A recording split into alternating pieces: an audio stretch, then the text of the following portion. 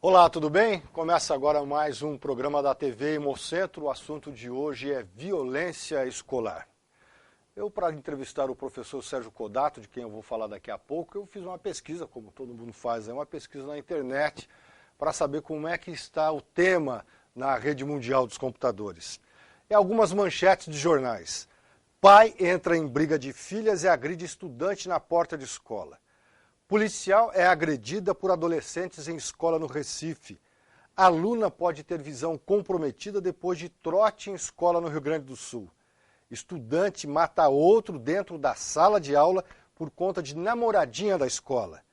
Escola e mãe de agressor terão de pagar R$17 mil a aluno ferido em uma briga dentro da escola. Monitora de creche municipal é acusada de agredir crianças no interior de São Paulo. Bom, e daí por diante dezenas de outras manchetes relacionadas ao tema violência escolar. Este é o tema de um livro produzido pelo professor Sérgio Kodato, que é um professor da Universidade de São Paulo, aqui de Ribeirão Preto, que lançou um livro com base em trabalho realizado por 30 professores em escolas da cidade. É com o professor Sérgio Kodato que o tema violência escolar começa a ser discutido na TV Hemocentro agora. Professor, tudo bem? Tudo bem, Marcos. Queria agradecer você e a Viviane pelo convite. Estamos aí. Queria agradecer também, lembrar que você foi meu iniciador na mídia ribeirão-pretana e de lá para cá, graças a Deus, eu consegui falar em outros canais, então nossa mensagem foi, vamos dizer assim, foi colocada na pauta. A questão da violência nas escolas foi colocada na pauta do município de Ribeirão Preto. Bom, o professor e doutor Sérgio Kodato tem um livro lançado agora em 2012. 2012. O Brasil fugiu da escola. Então a primeira pergunta que eu faço é por que o Brasil fugiu da escola? Essas manchetes todas aí que você colocou mostram que a violência está um tanto quanto exacerbada, né? Nós defendemos a tese de que escola, processo civilizatório, instituições, cultura, tudo isso foi criado pelo homem para domesticar a violência, que sempre existiu nos grupos humanos. Não é verdade? Nós defendemos essa tese, tá? A violência sempre existiu nos grupos humanos, ela aparece em função das interações dentro do grupo, e desde que o homem se conhece como homem, ele sempre se preocupou com essa violência, porque senão está fadada à autoextinção. Então, o homem criou os ritos sacrificiais, as religiões, as instituições, a vida grupal, a ética e a moral, tudo isso para poder não só domesticar a violência, mas canalizá-la para a construção do processo de conhecimento, de tecnologia, né? De bem comum, na verdade. Por isso, nossa visão é essa. Estamos num momento de crise do processo civilizatório, de decadência desse processo civilizatório, né? Você vê, as nossas instituições estão em decadência. A justiça, né? A saúde, a educação. Nossas religiões estão em decadência, estão tomadas por mercenários, né? Comerciantes. Nossos ritos sacrificiais, o que eram ritos sacrificiais? Era poder discutir a violência de todos contra todos e canalizar para um único indivíduo, né? Então, se todas essas instituições, e mais a política também, que está em crise, né? Se tudo isso está em crise, e tudo isso foi construído para domesticar a violência, então é natural que haja uma exacerbação da violência, atingindo principalmente o suprassumo do processo civilizatório, que são as escolas. Onde é que já se viu aluno agredir professor? Não é verdade? E na época que a gente estava na escola, isso era uma barbárie. Era. Né? Expulsão na certa, né? Ué? Expulsão na certa. Então. Agora, o professor Sérgio Kodato, eu queria que o senhor falasse um pouquinho. A primeira pergunta foi por que o Brasil fugiu na escola, esse resumo surgimento do Homo sapiens até agora, mas por que o livro tem esse título? Por que o Brasil fugiu da escola? Há 30 anos atrás, a Coreia do Sul tinha todos os indicadores piores que o Brasil, né? Em mortalidade infantil, renda per capita, produção industrial, tá? Há 30 anos atrás, a Coreia do Sul fez uma opção. O Marcos Cavalcante vai dizer isso. A Coreia do Sul não tinha mar, não tinha riquezas naturais que nem o Brasil, não tinha petróleo. Eles investiram nos coreaninhos. Eles investiram maciçamente em educação durante 30 anos. Hoje, na Coreia do Sul, quanto que ganha um professor de ensino fundamental? $5.000. Qual é a porcentagem de jovens coreanos que estão nas universidades? 80%. Qual é essa porcentagem no Brasil? 19%. Né? Então, se você imaginar como a gente estava conversando, que a educação fornece mão de obra para a transformação da economia do país, né? Você vai entender isso. O Brasil não fez sua lição de casa há 30 anos atrás, nem há 20 anos atrás, nem há 10 anos atrás, né? E estamos, então, sofrendo as consequências. O Brasil, enquanto Estado, enquanto nação, fugiu da educação, né? Como um investimento não só prioritário, mas como estratégico. Quando eu estive na China, sabe o que eles estão discutindo na China? O sistema educacional chinês, ele é baseado na decoreba. Então, ele é anticriativo. A Índia produz 3.000 softwares por ano. A China produz 1.000. Eles pensaram e falaram, puta, isso tem a ver diretamente com a criatividade. Vamos mudar, né, essa parte do sistema educacional. A China, por exemplo, percebeu que o mercado de trabalho cada vez mais está em automação. É robô, é tudo isso. Então, desde os 3 anos de idade, eles já estão preparando para ciência, tecnologia, né? Noções de velocidade, tempo, volume, esse tipo de coisas, entendeu? De tal forma que a matemática, o cálculo, é algo natural na criança chinesa, né? Na criança brasileira, a maioria dos alunos entra na escola e fala, não gosto de matemática. Minha cabeça, né, já vem com um preconceito, você entendeu? Né? Então, tudo isso foi deixado, né, desde há 30 anos atrás. Todas as verbas destinadas a melhorar a educação. Todo município recebe milhões de reais para capacitação e treinamento de professores. Há 30 anos que não se investe, né, em treinamento e capacitação de professores, não se investe na sala de aula, né? O investimento mínimo para instalar lousas digitais em todas as salas de aula, né? Não, é por isso que fugiu da escola. Bom, eu vou para o intervalo, a conversa com o professor Sérgio Kodato. Nós estamos falando sobre a violência escolar com base num trabalho feito por ele e 30 professores da rede pública de ensino que levantaram dados sobre a violência escolar, e ele lançou agora em 2012 o livro O Brasil Fugiu da Escola. Um breve intervalo, eu volto daqui a pouco no segundo bloco com o professor Sérgio Kodato. Eu recebo aqui na TV Hemocentro o professor da Universidade de São Paulo, a USP de Ribeirão Preto, para falar sobre o lançamento do livro dele, que foi em 2012. O tema ainda é recorrente, deve ser, do jeito que andam as coisas, vai continuar sendo por algum tempo. O livro O Brasil que Fugiu da Escola.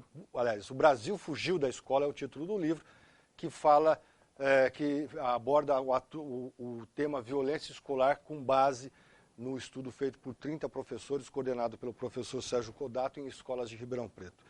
Professor Sérgio Kodato, falta disciplina aos alunos? Falta muita disciplina, né? O problema da indisciplina, do caos, daquilo que a gente chama de carnavalização da sala de aula, é o que tem levado ao desânimo, ao estresse dos professores, né? Os alunos não querem mais saber, tem muitos que ficam zanzando pela sala de aula, né? E a partir daí, esses alunos que estão completamente boiando vão se envolver em episódios de violência, né? Ou vão soltar bomba, ou vão, né, mexer com o colega do lado, e assim por diante, né? Foi em função disso, inclusive, que nós começamos nosso projeto. Né? Era um projeto de combate à violência nas escolas. Nós fomos chamados nas piores escolas de Ribeirão Preto e entramos nas piores salas de aula, com esses 30 professores que você está citando, né?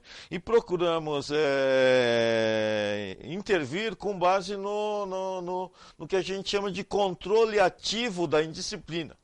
O controle passivo da indisciplina é pela repressão. Cala a boca, fica quieto. O controle ativo da indisciplina é pela atividade, né?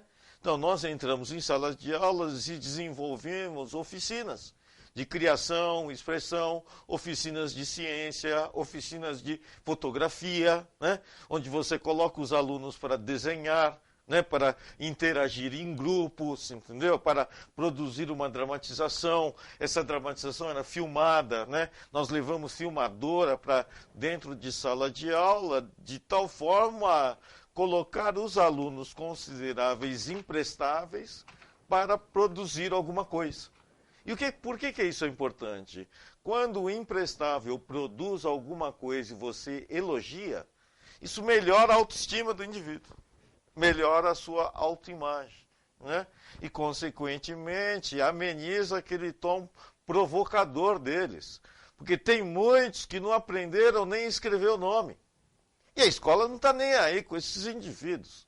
Então, eles se sentem meio, vamos dizer assim, sacaneados, né? Nós só percebemos isso. Nas escolas onde existe investimento em tecnologia, você conquista a opinião de pais e alunos. Estão investindo no nosso futuro. Quando você deixa a escola sem investimentos, a mensagem que eles recebem é sacanagem. Tudo está melhorando, em tudo quanto é lugar existe investimento, só nessa escola para o meu filho que não. Né? Então começamos a questionar isso no controle ativo da indisciplina. O que encantou nossos filhos com o conhecimento nos últimos 10 anos? Não foi o conhecimento advindo da tecnologia, da era virtual, do celular, né? Então nós pensamos isso, isso seria uma estratégia para reencantar os alunos, né, desencantados. Então levamos projetor multimídia para dentro de sala de aula, botamos alunos para eles mesmos filmarem, né? Quer dizer, um ensino da escola nova, entendeu? Um ensino baseado na discussão em grupo, né? Portanto, mais democrático, e o ensino voltado para o que a gente chama de oficina de expressão e criação. Bom, o programa é de 2005 a 2009. 2005 a 2009. Terminou em 2009.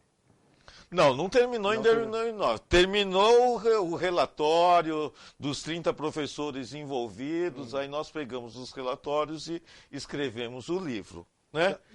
E como é que está hoje? Nós estamos em 2013, como é que está de 2009 para 2013? E a partir de 2010, então, com os resultados das pesquisas, nós multiplicamos nossos contatos com professores de escolas públicas e particulares da região inteira. Né? Eu já ministrei palestra em todas as cidades praticamente aqui da região, em muitas escolas de Ribeirão Preto, né? E começamos a defender essa proposta que chamamos de brinquedoteca terapêutica e comunitária, que estamos implantando uma em Monte Alto. O que é uma brinquedoteca comunitária e terapêutica? É uma biblioteca de brinquedos e jogos, que você vai mandar um brinquedo para a mãe ou pai que violenta ou agride seu filho. Nós percebemos isso, entendeu? A porta de entrada da delinquência juvenil. Então, para isso, como é que vai funcionar esse programa? Esse programa é o seguinte: na escola ou na creche, você compra uma quantidade de brinquedos, outros fabricantes de brinquedos doam, outras são construídos com sucatas. Então imagina que você tem uma biblioteca de brinquedos, de jogos, de CDs e DVDs, e você vai chamar a mãe que está agredindo o seu filho. e fala, ó, é o seguinte, mãe e pai que agride o filho, no mínimo é ignorante e está criando um delinquente dentro de casa que no futuro se vai voltar contra. Você topa enfrentar essa questão comigo?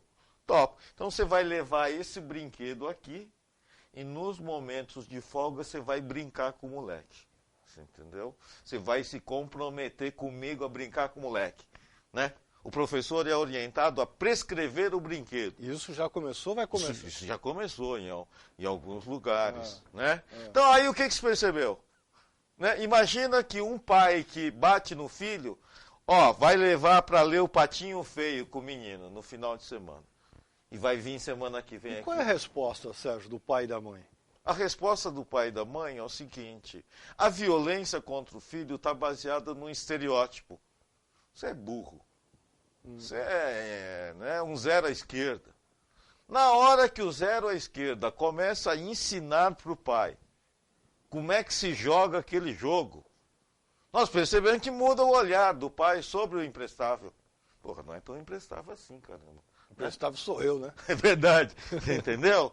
Né? O que nós conseguimos aí? Porque você tem que resgatar o olhar de encanto do pai e da mãe pela criança, né? E para isso você tem que colocar o imprestável numa situação ativa, onde ele está demonstrando saber e conhecimento, digamos assim.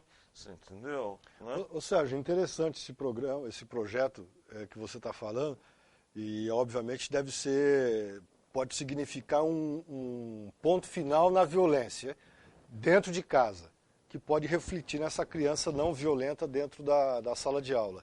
Agora, nesse estudo que você fez, junto com os outros 30 professores, quais os motivos da violência? Porque você fala que não pode olhar a violência de maneira holística.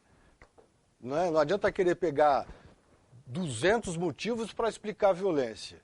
Então, quais são esses motivos da violência, pelo menos nessas escolas estudadas? Bom, Hannah Arendt, né, que estudou muito a questão do autoritarismo e tudo mais, vai dizer isso. Violência tem a ver com impotência. Indivíduos impotentes recorrem à violência, né? Alunos impotentes diante do conhecimento. Não sabem nem escrever o nome, né? Então, como uma forma de darem sentido à permanência deles na escola, vão recorrer à violência. Professores impotentes, não conseguem dar aula, não conseguem produzir conhecimento. Esses daí, então, vão produzir violência em cima dos seus alunos, né? E vai vir uma violência reativa, então. Porque o aluno sendo chamado de burro, né, ele vai reagir agredindo esse professor. A quantia infindável de professores hoje em dia que olha para os alunos e fala, vocês são uns vermes, vocês são uns trastes. Eles não deviam nem estar aqui, entendeu? Cansando minha beleza, né? Diretores impotentes para gerirem a escola, né? De modo democrático, eficiente, científico, vão para violência através do autoritarismo, né? Por isso que nossa proposta é essa. Como combater o indivíduo violento? Dando potência a ele, né? Que tipo de potência? Potência lúdica, potência criativa, potência do conhecimento, você entendeu? Né? Essa que seria a nossa proposta, então. Agora, Sérgio, nós vamos para mais um intervalo. Tem uma pesquisa feita, se não me engano, em 2009 pela Unesco, que diz o seguinte, 41% dos professores entrevistados foram xingados ou ameaçados e 11% foram agredidos. Então, o cenário talvez seja até mais cruel do que esses números estão indicando no momento. Então, como é que o Estado, já que o professor Sérgio Kodato ele é um indivíduo que trabalhou com outros indivíduos, ele não tem a política educacional nas mãos, mas como é que então o Estado, o município e a federação podem trabalhar para mudar esse quadro? Que a tendência, você que está assistindo, a tendência do jeito que está é piorar. É só recuar no seu tempo e ver quando você estudava, como era a escola e como é a escola dos filhos agora, principalmente a escola pública. Então, o intervalo, daqui a pouco eu volto com esse dado. 41% dos professores pesquisados pela Unesco, aqui no Brasil, foram xingados ou ameaçados e 11% foram agredidos.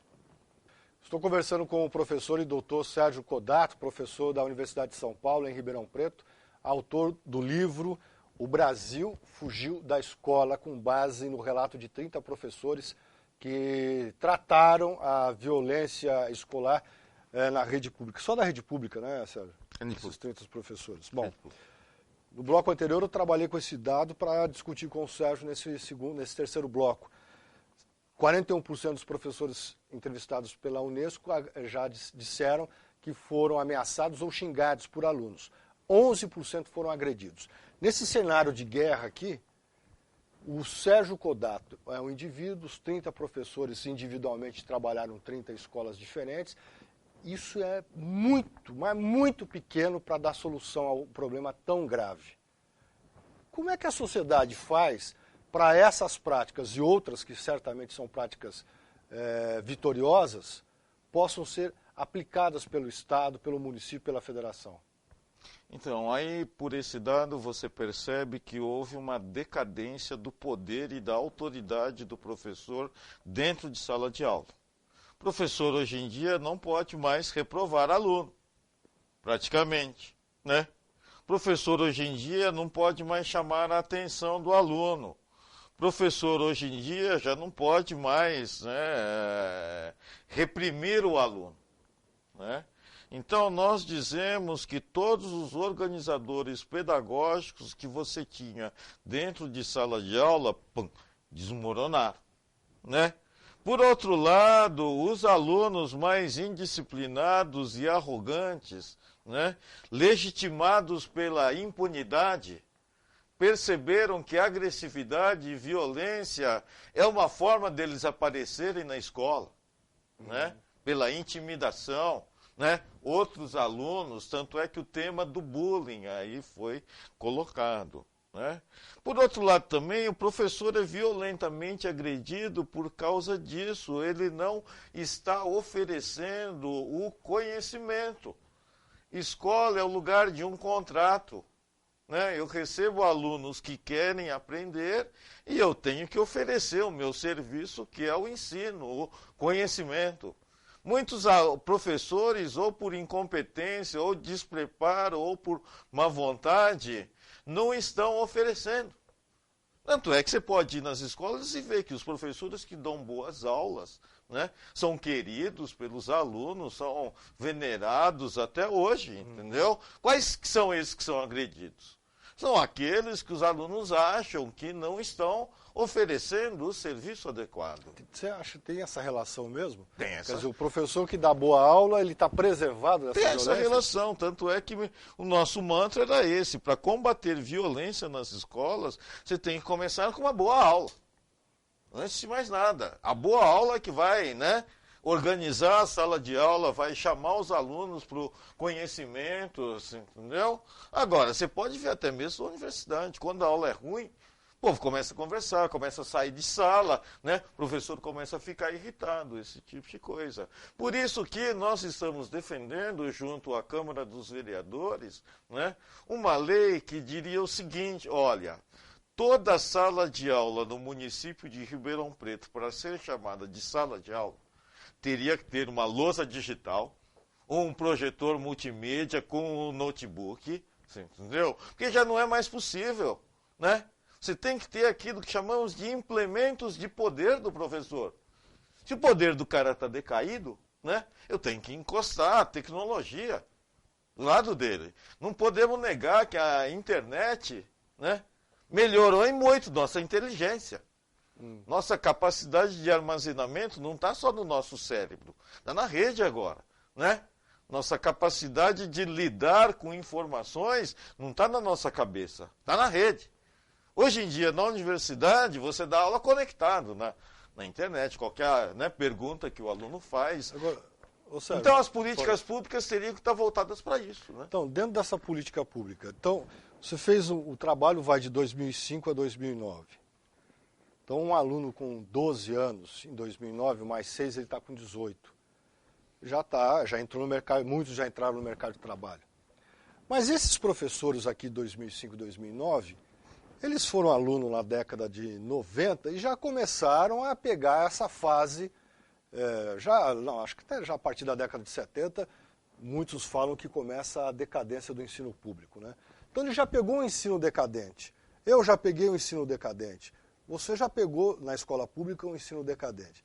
Então são professores com conhecimento decadente. Como é que se faz para atualizar esses professores?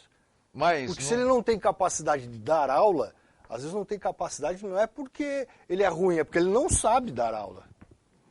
Além disso, nosso projeto era para o professor de escola pública desenvolver uma pesquisa científica.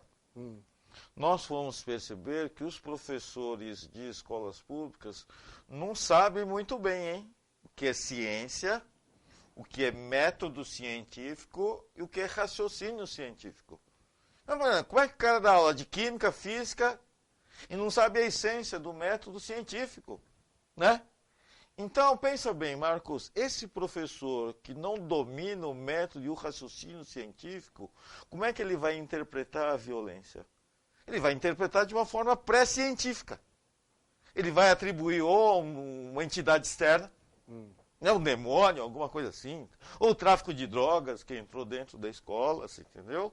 Ele não está vendo que a violência tem a ver diretamente ali, com a forma como a escola está sendo gerida, como é que está sendo conduzido a relação dele com os alunos, você entendeu? Ele prefere atribuir tudo a de fora. Por isso que você disse que o problema não é outra coisa que não seja a gestão escolar. Gestão escolar. Gestão escolar, gestão da infraestrutura, né? Nós percebemos que existem escolas onde o diretor é presente. Ele vai em todas as salas de aula todo dia. Oi, pessoal, como é que tá? Não sei o quê, paraná. Tem escolas que o diretor praticamente não aparece na escola.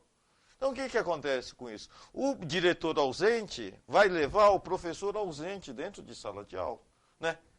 Já que ninguém resolve, eu também não vou ficar esquentando, entendeu? E se não há cobrança, se passa ou se não passa... É um jogo do Deus dará. Como diz o Vampeta, no Flamengo ele fingia que jogava porque fingia que pagava, Então, né? Então, nas escolas onde o diretor é presente, mais do que isso, o diretor tem que organizar eventos coletivos que envolvam a escola como um todo, né? Você tem que ter essa noção de que a escola é uma equipe. É isso que você está falando. Escola é uma equipe, todo mundo tem que chutar para o mesmo lado, tem que ter um esquema tático, né? Um projeto político-pedagógico. Nós tivemos escolas que, estimulados, né, fizeram feira e gincana de ciências. Então você imagina, você chegar numa escola pública que tem lá meia dúzia de alunos com tubo de ensaio, gelo seco, esse tipo de coisa, né? Muitas iniciativas do jovem cientista aqui da Marisa Barbieri, entendeu? Que foram levadas para as escolas, né? Mostram isso, que você muda o clima da escola, né? Não é um lugar de onde um fica gozando do outro, entendeu? Você nivela por cima, né? Nós tivemos escolas onde os alunos que participavam de Olimpíadas de Matemática estudavam na própria escola. Então criava aquele clima salutar de competição, de tal forma que aqueles que não gostavam de matemática foram se aproximando e pediram para ensinarem, né? Ou seja, nosso problema é que também, apesar de estar na internet, é tempo. Eu vi uma pesquisa recente dizendo que os filhos, apesar de tudo isso, têm uma formação melhor que os pais. Sem dúvida. Então, eu fico aqui para você me responder. Se 60% dos alunos nessas escolas pesquisadas, na sua opinião, eram analfabetos funcionais, ou seja, mal sabiam assinar o próprio nome, eu imagino a formação dos pais. Se os pais não têm uma formação para ver no filho, ver na educação do filho, a maneira dele progredir na vida, então nós estamos com uma ponte defeituosa. O pai teve uma formação mais precária ainda, e ele não enxerga o filho, que é 60% deles analfabetos funcionais. Quem é que tem que fazer, a obrigação de quem é costurar essa deficiência da família e enxergar a educação como prioridade? Bom, é nossa, né? Os agentes sociais, tá? Eles têm, entre aspas, né, a obrigação, a função social de chamar o pai, né? Nós temos que comunicar a esse pai, pelo menos, o pai, é o seguinte, o seu filho está nessa situação em termos de aprendizagem. Se ele tivesse uma força em casa, as pesquisas indicam que pais que dão uma força em casa, que fazem lição com o filho, esse tipo de coisa, os meninos melhorem muito.